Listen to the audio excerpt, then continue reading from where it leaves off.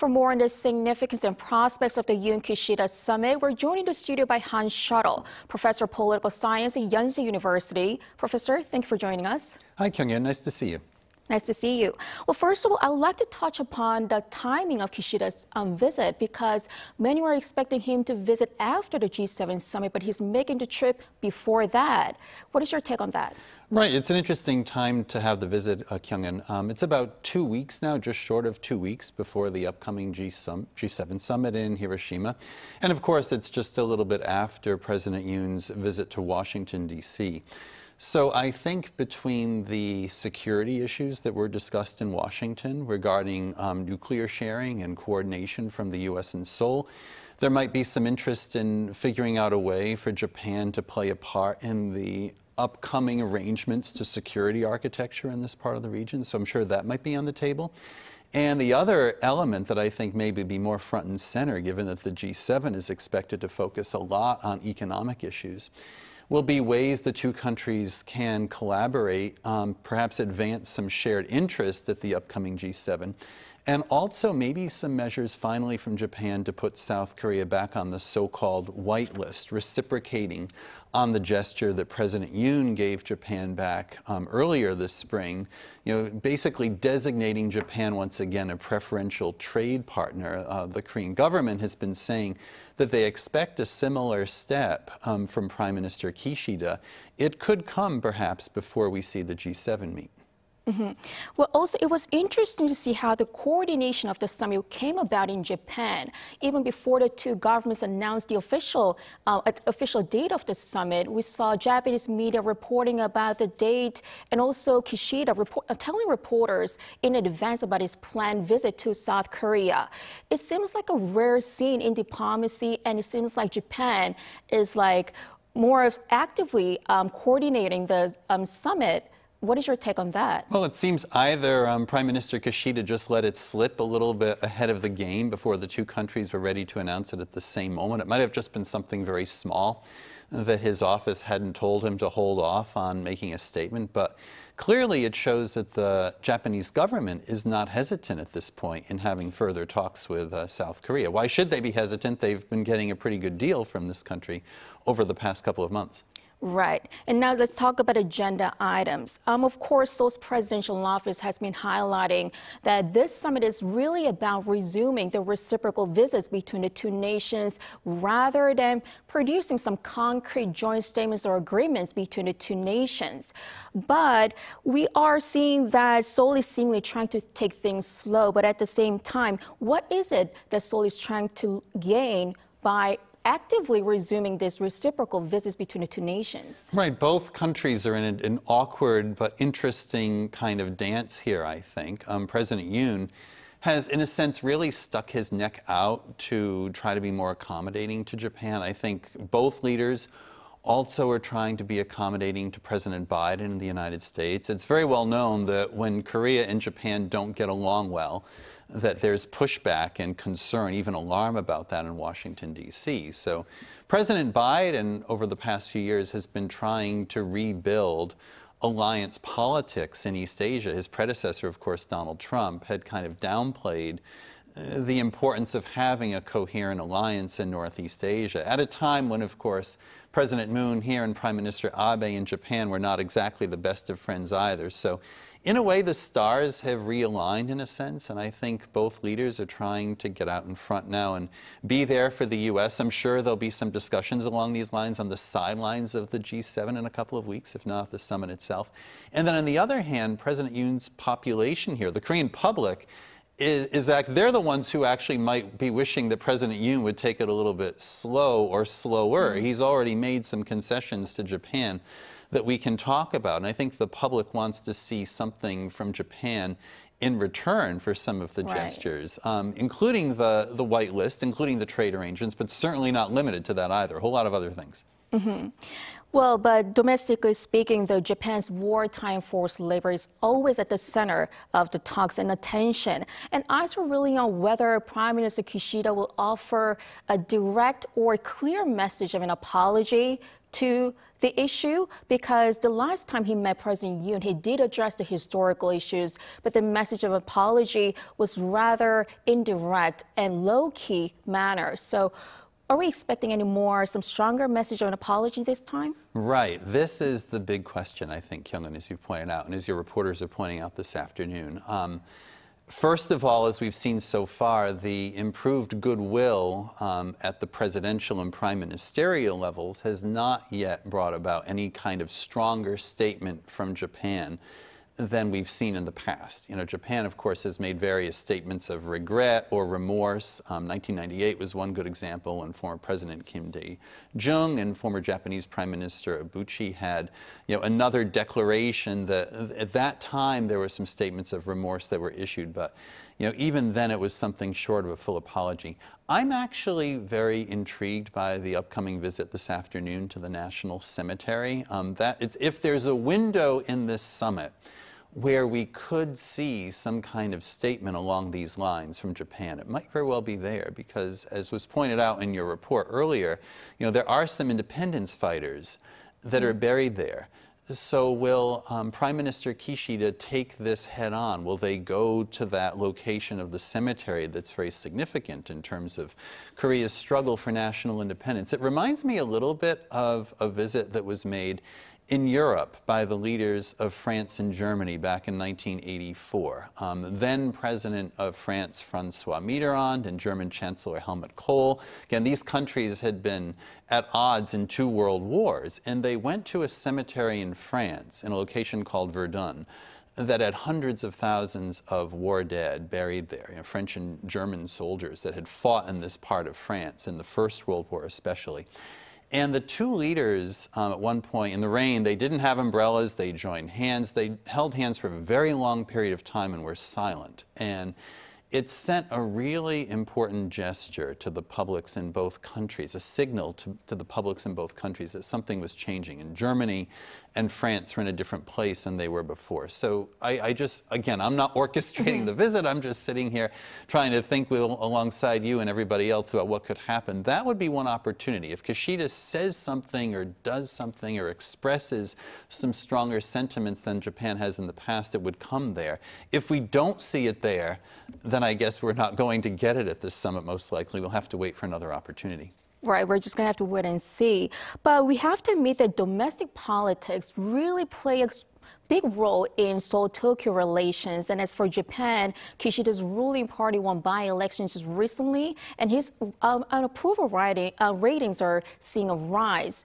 And we are wondering if that could lead to a more compromising approach by Japan to South Korea over some sensitive issues, because that's all the more important for President Yoon, because South Korea's general elections are coming up in a year. What is your take on that? So yes, the domestic politics, Kyung-in, in both countries are very important. And as you pointed out, the LDP, the Liberal Democratic Party, this kind of dominant political party in Japan, has been reinforced recently in some parliamentary elections for the upper house. Things went so well, getting 4 out of 5 seats in that election, that Prime Minister Kishida now is actually in a strong position where he could call an election for the House of Representatives sooner instead of later. Of course, the House of Representatives in Japan is similar to the House of Commons in Great Britain. So if the Prime Minister is doing well, they can, and their party's doing well, they can call elections sooner and get their majority reinforced. So that could happen even sooner, I think, than 2025. We'll see. But in South Korea, by contrast, President Yoon is facing a lot of pushback in domestic public opinion, as you pointed out. So I think Japan has to, at this point, if they really want this diplomacy to continue and to kind of continue to move forward, they're going to have to give a little bit more than they have so far, maybe in the form of a statement or an apology, ideally an apology, as we were discussing a moment ago, and also perhaps some money. So here's where the court case that was let go, in a sense, we had this decision by the Supreme Court here in Korea that Japanese businesses, it's a decision a few years ago, that Japanese businesses should come up with $3 million roughly to compensate a group of victims of forced labor during the occupation period here in the early half of the 20th century. military.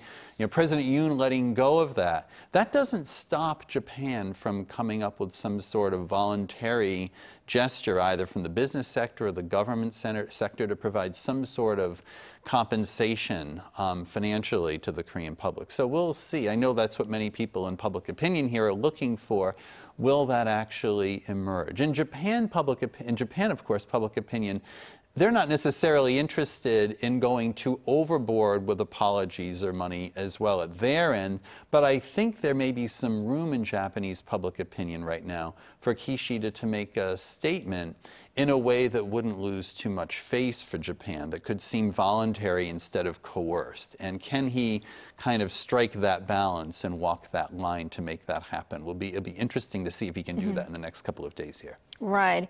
In the meantime, we're expecting security, of course, to take the center stage in the summit talks, especially because this is coming before the G7 summit, as you previously mentioned, with trilateral summit between South Korea, Japan, and United States highly likely. What are some possible topics to be discussed on that security front? Well, one is that we are still waiting for the details on the nuclear consultation arrangement that's going to be worked out between the Republic of Korea and the United States. And I think it's not yet been fully clarified whether there's some sort of place for Japan in all of this as well. Of course, the U.S. does have military bases in Japan.